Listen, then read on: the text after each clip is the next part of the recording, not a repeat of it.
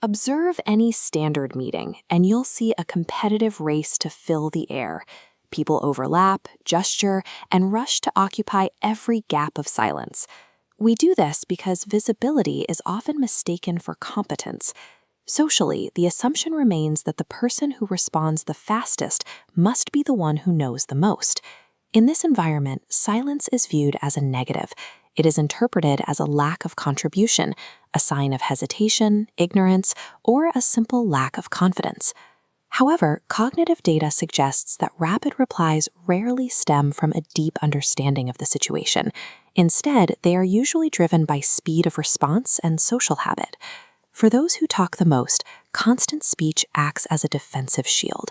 It is a way to stay relevant, often masking a fear of being overlooked or forgotten by the group. Yet, in many of these rooms, one person remains detached from the frantic noise.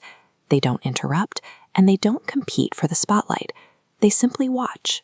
This silence marks the presence of intense, active thought. Freeze time at the exact moment this person is asked a direct question. They do not react immediately. They let a 3-second pause hang.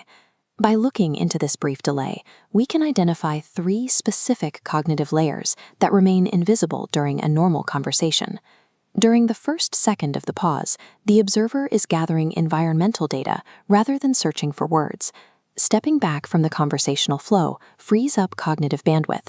It allows the brain to track microexpressions, body language, and subtle shifts.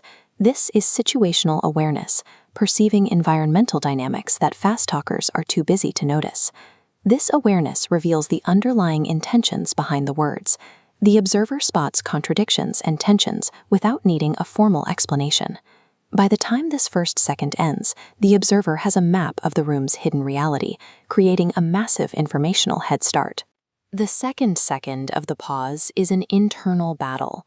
It requires significant emotional effort to hold back a reaction while everyone else is watching.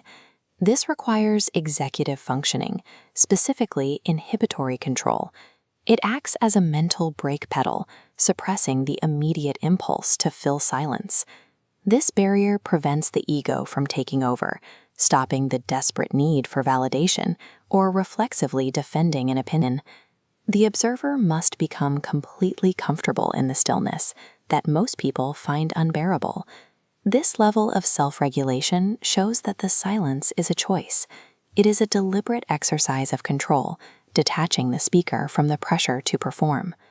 We enter the third second. Now, the gathered data and the emotional control are synthesized into a final response. This is reflective thinking.